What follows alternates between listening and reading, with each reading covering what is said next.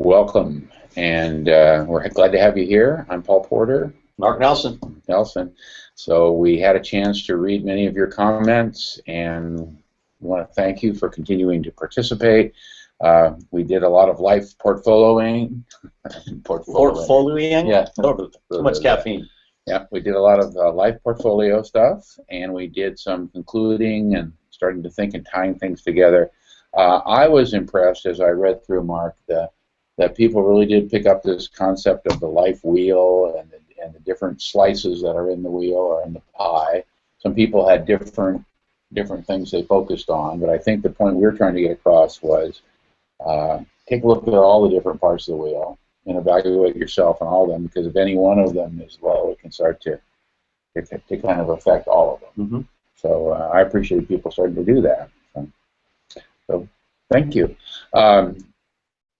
Many of you were commenting on it when you took a look at that, where your job fit in, etc. It kind of reminded me of a story I've told sometimes. You wake up in the morning and you're evaluating your life. And let's say you have the life wheel next to your bed, and you've got work, and you've got your physical life, etc. If every morning when you wake up, for instance, in the work area, you put a mark by whether you're looking forward to going to work or not. Mm-hmm. If those marks start to pile up and they're not looking forward to, it's time to make a change. And sometimes doing an act like actually recording on the life wheel or recording whether you want to go to work really makes you more accountable Mm-hmm. and more aware of where you want to go. Well, you know, it's funny, about, I don't know, 5 or 6 weeks ago, I actually put pen to paper myself and call it what you like, a life wheel, a life portfolio, life positioning system, personal life plan. The reality is, I think when you put something down, and it can be as simple as things like I'm going to drink 100 glasses of water a day, or I'm going to take a class, or I'm going to play with my kid for an hour, or I'm going to do X, Y, and Z. But if you put it down on paper, at least you have something that you can reflect on, and it gives you a feedback tool. And if you miss something, you don't beat yourself up, but you say, you know what, I didn't read the newspaper today, or I didn't go for my half an hour out in nature, or whatever it is that you decide to do. And then you can either make it up on another day or say, hey, you know what, I missed it today, no big deal, but at least you create an awareness and mindfulness about how you're spending your time and how you're spending your life energy. Yeah. And you're starting to use, I don't know if you want to get into this now, but we've explored this term, life portfolio, life wheel, etc. You're starting to use the term a little bit, a life positioning system. Could you kind of give us a couple of insights on that, Mark? You know, building a life portfolio has very much of a kind of a point in time feel to it. It's you know, you're building something with an end, and a positioning system gives more of an impression that it's action oriented and that it's ongoing, and that you can ebb and weave, you can pivot, words that we've used before, depending upon what your portfolio or your position looks like. So I think I'm beginning to use it. You know, life is about change. Life is about, you know, momentum and shifting. And to me, the life portfolio is still a very strong word, and the life wheel is obviously well known. But the positioning system just gave a little bit more action to it. Okay, good. Okay. Well, you mentioned changing. We had several people write in about changing and the importance of being able to adapt and change. I think it's something we felt pretty strongly about. We hope that as you engage in the course, you're not seeing these techniques, these suggestions as one-time things, that they have to constantly be looked at, and this is where the changing comes in, the adapting, the pivoting that you just mentioned. Yeah, and that changing is, you know, one of my favorite books that I may or may not have mentioned in some of the videos is The Art of Happiness by the Dalai Lama. And two things he says you can count on. One is, you know, there's going to be a little suffering in each one of our lives, and hopefully those will be learning experience. And the other thing is impermanence. Things are going to change. So be ready for it. Be adaptable. Enjoy the journey, because so frequently we get caught up in goals and plans and all these sorts of things. And I think the message that we're learning, we're conveying, is it's about journeys and destinations. You know, these experiences that we talk about, navigating between worlds, are journeys, and let the destination be in the journey, so to speak. So. Okay, good. I know one of the concepts that caught your attention that people wrote in fact, you said you're going to rip it off maybe now. Someone wrote in about being both the managing director and the labor force. How did that strike you? It hit me strong. It was like, kind of, I wish I would have thought of that, because That is the reality of the world, is that you are the planner, you are the executive, and you are also the executor. And you have to execute on things, and historically we separate those things. So in this day and age, you need to have a vision, an idea about who you are, where you're going, what you look like in the marketplace, and then you actually have to go out and either find the resources, but most of us, reality, are going to be the resource. And so we have to go about creating that economic unit of one, promoting that personal brand, finding the risks that we want to take on, and being adaptable and agile. Is what you're getting at there that too often we take this kind of passive stance that someone else is the managing director, and we have to find them and they have to make us into something? Is that what you're getting at versus us initiating? I think that the beauty of today's world, as difficult it is that I think we're at a transition point, an inflection point, where many of us can help create our workforce and create the work, particularly if you're already in an organization. Just doing the task or being the executor or the tactician isn't enough. What are you going to do next to add value to your work and to the company? And what are you going to do to add value to others? And I think if we get that kind of thought process, that's entrepreneurial thinking. That's being more than just somebody who's executing on a task. Does that apply to teachers even? We just have a set role? I think it applies to I think it applies to teachers probably as much, if not more, because they're affecting generations. They're creating the legacy of the world through our children, and so they're modeling, they're representing. So if they're not doing it, how can we expect our young people to? Now, granted, some of us are hopefully going to get it from our parents, but what a more powerful vehicle than the educational system and our educators than to demonstrate these personal branding and economic unit of one. And you don't have to like the word; you just need to address the concepts. What a better forum for it than our teachers and our educators. I mean, that's why we're here. I mean, that's the beauty of this. Good. We had a couple people write in this week, post some comments about some of the things they were doing either in their own program or in their own country. Hello to Catherine out there. Catherine wrote in about really trying to be and understanding this concept of economic unit of one as a key underlying principle for the other parts of the program.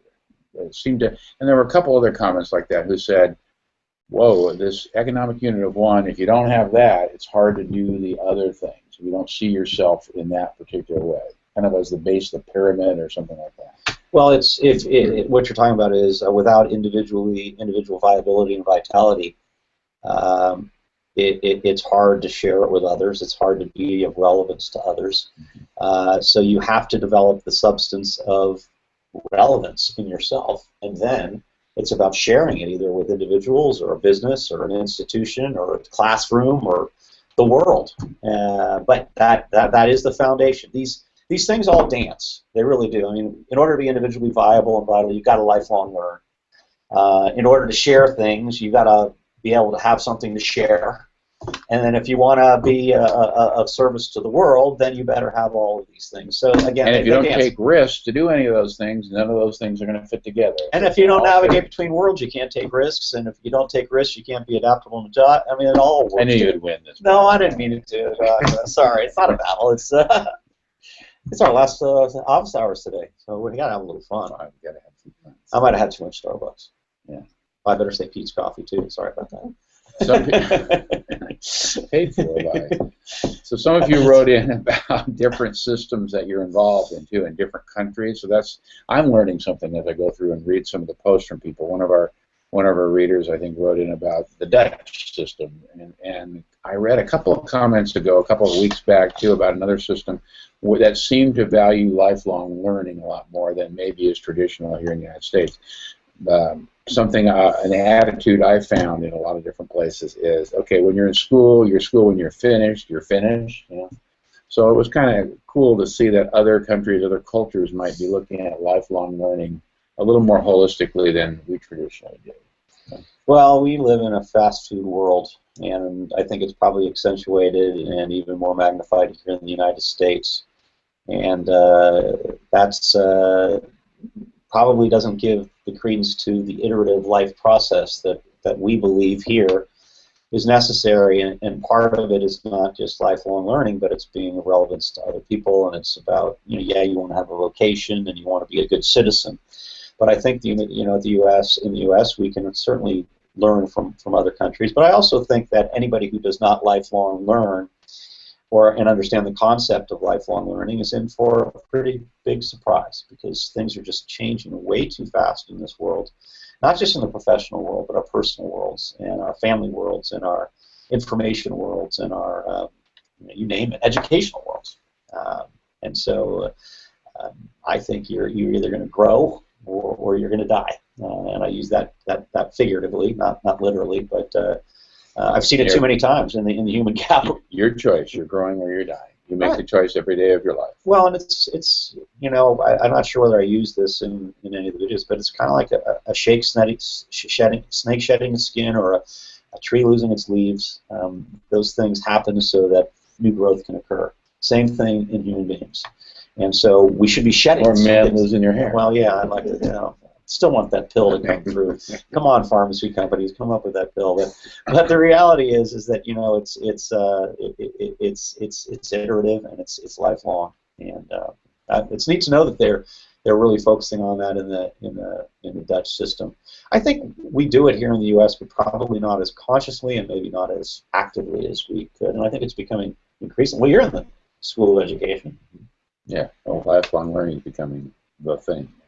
And I'm always suspicious of any teacher who is not interested in learning, because that's their job. So, and I hear stories sometimes from my colleagues about teachers in certain areas being resistant to new ideas, being resistant to having staff development, etc. And yet the difference between that and a very progressive school is where teachers are just eating up new ideas, and then they're modeling that for their students too. Well, there was a time where human beings thought the world was flat. And then they went off the edge. That's right. It's the things change as we learn just how little we know. We had some comments on risk taking again too, and I'm happy to see that risk kind of cycles itself back in now and then too. One of our writers, maybe it was Jorgen, maybe I forget, talked a little bit about, looking over at Stacy. I said something about. To not take a risk is to definitely make a choice. And when you don't take risk, you're actually choosing. You're not risking isn't neutral. It's going to lead to some outcomes that you may not be happy with. So that's why we kind of blend in a lot of risk taking. I think it's one of the most important skills in our modules: the ability to take risks, the ability to keep pushing yourself, trying new stuff, and to take calculated risks. And the only way to develop calculatory abilities. Is that a word? Is that a word? I like it. Calculatory. Calculation. No, I'm making up words. Is by experiencing things. Yeah, you can do some quantitative analysis and statistical analysis, but the reality is we're in a world where qualitative elements are prevalent, and the best way to mitigate risk, I believe, is to navigate into a whole bunch of different types of worlds carefully and consciously and mindfully, with awareness in hand. And then as you gain these experiences and running these experiences, you will develop an ability to assess a given situation probably a little bit more critically than if you're not. Yeah. Okay. You said that. Oh, James. Okay. Sorry, James. We're here. Let's see. We're looking at our notes about some of the things here. How do we connect service-based learning and citizenship with entrepreneurialism? Wow. With entrepreneurial education in the United States. Well, the interesting thing about that is I'm not sure they're mutually exclusive. I think, particularly in this day and age, and again, we're at the forefront of some of this thinking here in Northern California with the triple bottom line and B corporations and benefit corporations, the triple bottom line being social responsibility, people responsibility, and profit responsibility. I think also if you're an entrepreneur that, and we're talking about entrepreneurial education, that it's all about service. You better have an audience that wants and needs what you have. And that, to me, and once you find that audience, you better keep them. To me, there's an element of service embodied in that. And so entrepreneurialism is not just about capitalizing. It's about identifying problems, providing solutions, providing ongoing service around those solutions, and particularly in this day and age, even in the technology business, if you look at a company like an Apple or a Microsoft or any of these organizations, they are coupling their product lines with outstanding service. I mean, you can walk into one of their stores at any time and get help with it. So even in the technology and product world, service is becoming a critical entrepreneurial component. So even if it's not spoken about again outwardly, I think intrinsically it's the key element to a successful. Well, I think in education we need to see ourselves as service organizations. That people need to be able to come to us, use us, reach out to us. How do we serve the community? How do we serve parents? How do we serve kids? Is the difference between an information parting education and a service-oriented education. And I think, like no time in history, the educational element is needed in corporations and institutions, and the partnering and the synergies that could exist between these two things are endless. Because if lifelong learning, if we really believe in that, which I know you and I do, and there's perpetual motion related to change, then these companies want to adapt. They want skilled people, and if whether it be K through 12 or higher institutions, higher education institutions, they need to be vehicles for everybody in the world to grow lifelong, not just get a degree, not just get a certification, but to develop harmony with the private industry and the non-educational industry indefinitely. It's critical. It's absolutely critical. And break the barriers down so that private industry is not isolated over here, thinking there's something different or better than higher education. And higher education isn't sitting over here isolated, thinking they're smarter and they don't need to get dirty. It's not that way anymore. We got to break that. And that's why we're sitting here. That's why we're together. Yeah. We have some questions, I think, and maybe Patrick can help us out a little bit with this, about the different forums that to exchange information between people, etc. So we're still trying to explore different ways. We have got Twitter still, right? We've got Startup Classroom, YouTube, Startup Classroom, websites, another way to do it. Was it Pinterest? Pinterest. Yeah. What else? Ego. Okay. These are all available on the additional resource page and on the Continue Your Learning page. Good. So check out the additional resource page, right? Yep. And continuing learning page. Because one of the things that we're hoping for as a result of this course is that after the course you continue to correspond with each other. You tend to exchange information with each other. Write us if you want. It's part of the stirring up the pot that we're trying to do. And yeah. Startup Classroom is a centralized vehicle that is just in its infancy. We'll be expanding it. We'll be growing it. We want to create a community and a movement behind Startup Classroom here at Sonoma State. In addition to that, there'll hopefully be other resources that are tied to private industry as things go down the line, so that we can integrate this public institution offering through Sonoma State and other vehicles. So just stay close to us. Keep communicating. Don't get my cold. Keep communicating with us, and we're going to give you additional steps to not just communicate with us, but to communicate with one another. Good. We'd like to remind you as we taper off here is that we'd like to know how we're doing. So we want your opinion. We made modifications of the course last time we did it based on what you told us. Mark and I, Stacy and Patrick, want to hear about how we're doing, both with the information, the kinds of topics, the format. We're open to any kind of feedback. So make sure you take the survey that's offered at the end of the course to give us some of that feedback. You can write us also, but there's kind of a cool survey that will help us kind of summarize some of that at the end. It's just called survey, I guess. Course survey. Course survey. Sorry, course survey. Yeah. Mark, Well, Paul, yeah? been a pleasure. Yes, thank you so much. Hang in there. See you later. Okay.